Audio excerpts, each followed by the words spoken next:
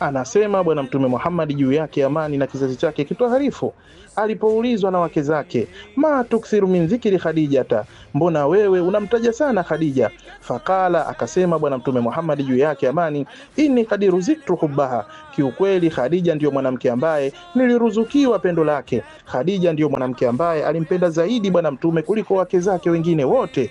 Wa innaha kanati awwala man amana bi, na Khadija ndiye mtu wa kwanza kuniamini mimi kama mtume kutoka kwa Allah. Wasadaqatini, na Khadija ndiye mtu ambaye aliniamini mimi hina kadhabani an-nas, pindi watu wengine waliponiona mimi ni muongo. Wawasatini bimaliha, na Khadija ndiye mtu ambaye aliniunga mkono kwa mali zake na kujitoa kwake hina haramani an-nas, kipindi ambacho watu wengine wote walinikataa, watu wengine walininyima. Warazakani Allahu minha alwalada, na Mwenyezi Mungu ameniruzuku kupitia Khadija watoto, duna ghairiha minan nisa, kuliko wengine katika wake zangu.